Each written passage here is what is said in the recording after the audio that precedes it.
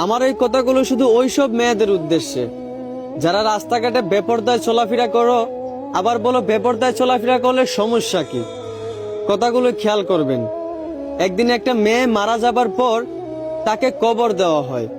তাকে কবর দেওয়ার কিছুদিন পর ওই কবরের পাশ দিয়ে যেই হেঁটে যাইতো সেই ওই কবর থেকে মেয়েটার চিৎকার শুনতে পাইতো। এইভাবে দীর্ঘদিন চিৎকার শোনার পর গ্রামবাসী মিলে একদিন চিন্তা করলো যে কবরটা খুঁড়ে দেখবে। যেই বাবা সেই কাজ, সবাই মিলে ওই কবরটা খুঁড়তে লাগলো।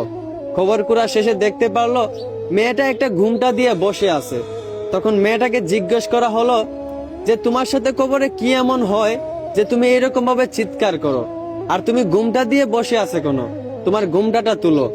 তখন ওই মেয়েটা বলল, আমি ঘুমটাটা অবশ্যই তুলবো, তবে তার আগে আপনারা সবাই এখান থেকে চলে যান।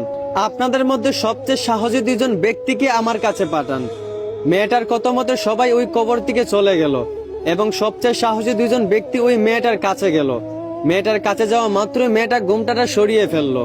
ঘুমটাটা সরানো মাত্রই ওই দুই সাহসী লোক চমকে উঠলো এবং চিৎকার করে উঠলো। ঘুমটাটা সরানো মাত্রই ওই দুই সাহসী লোক দেখতে পেল মেয়েটার মাথায় চুল চামড়া কিছুই নেই। মেয়েটার মাংস আর মগজগুলো পুকে খাচ্ছে। মেয়েটার এক একটা টুট বাইম মাছের মতো ফুলে গেছে। তখন ওই মেয়েটাকে জিজ্ঞেস করা হলো যে তোমার এই অবস্থা কেন। তখন মেয়েটা প্রশ্নের উত্তরে বলল, আমি যখন দুনিয়াতে বেঁচে ছিলাম তখন আমি তেমন খারাপ কাজ কিছুই করি নাই, আমি ভালো হয়ে চলতাম।